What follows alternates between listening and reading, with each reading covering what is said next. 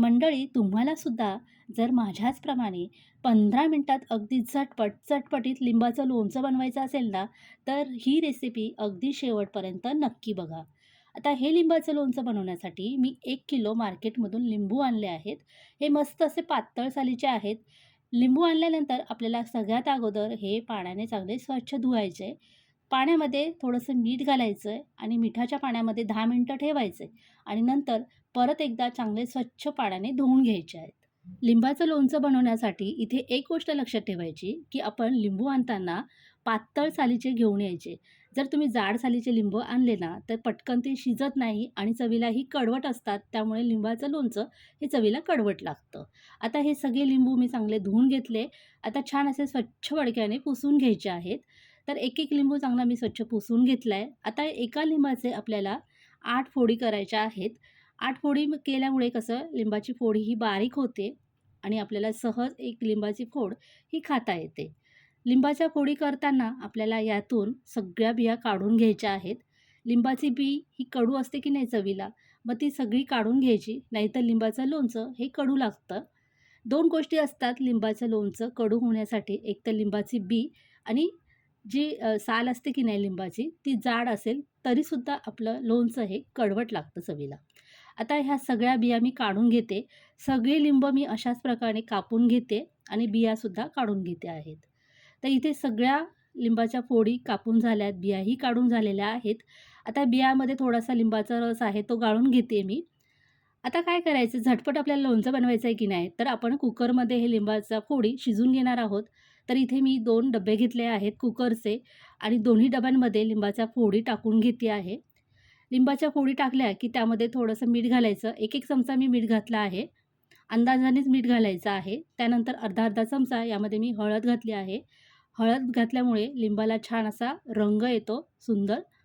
आता हे सगळं मिक्स करून घ्यायचं आहे. तोपर्यंत कुकर ठेवायचा आहे. गॅसवरती गरम करायला त्यामध्ये पाणी घालायचं आहे. जाळी ठेवायची आणि दोन्ही डबे ठेवून यावरती एक झाकण ठेवायचं पॅक, म्हणजे त्यामध्ये जास्त पाणी जाणार नाही आहे. आता कुकरचं झाकण लावायचं आहे आणि कुकरच्या आपल्याला इथे 7 ते 8 शिट्ट्या करून घ्यायच्या आहेत. इथे जास्तच आपल्याला शिट्ट्या करायच्या आहेत, कारण की लिंबाच्या फोडी छान अशा शिजल्या पाहिजेत. आता 7 शिट्ट्या होईपर्यंत आपण इथे दुसऱ्या साईडला मसाला तयार करून घेऊया. आता लिंबाच्या लोणच्यासाठी आपण घरीच मसाला बनवतो. त्यासाठी एका पॅनमध्ये 1 चमचा जिरे, धणे आणि बडीशेप, दालचिन्याचे 2 तुकडे, 3-4 लवंगा आणि 2-3 मिरी, असं इतकंच आपल्याला मसाला भाजून घ्यायचा आहे.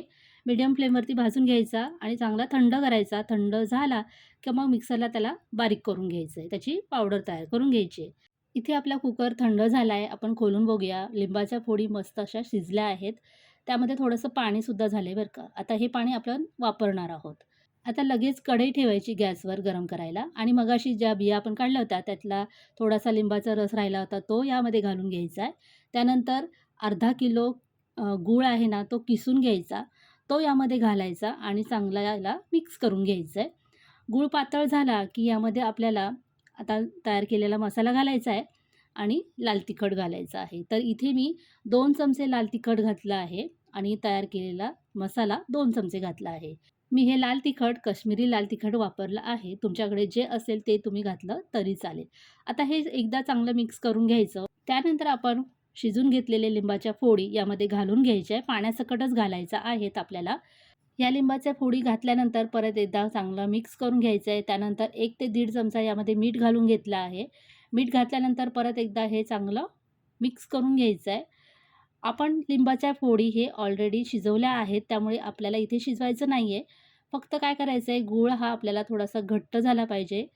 आपण बोटामध्ये घेऊन बघायचा, बोट एकमेकांना चिकटली तर आपलं हे परफेक्ट एकदम मिश्रण तयार झालं आहे. आणि इतपत हा गूळ घट्ट झाला की आपण गॅस बंद करायचा आहे आणि तयार झालेलं हे लिंबाचं लोणचं पूर्णपणे थंड करून घ्यायचं आहे. थंड झाल्यानंतर एका काचेच्या बरणीमध्ये आपल्याला भरून ठेवायचं आहे. काचेची बरणी त्यासाठी अगोदर आपल्याला चांगली स्वच्छ धुवून घ्यायची आहे. बरणी चांगली स्वच्छ धुवून मी 1 तास उन्हामध्ये ठेवली होती. लोणचं भरण्या अगोदर ह्या प्रकारे बरणी जर तुम्ही तयार करून घेतली तर तुमचं लोणचं 1 ते 2 वर्ष छान असं टिकतं. लोणच्याला बुरशी लागत नाही. लिंबाचं हे झटपट तयार होणारं लोणचं खायला अगदी चटपटीत लागतं. मैत्रिणींनो, तुम्ही सुद्धा अशा प्रकारे लिंबाचं लोणचं जरूर करून बघा आणि तुमचं लोणचं कसं झालं कमेंटमध्ये जरूर सांगा. पुन्हा भेटूया. Bye bye.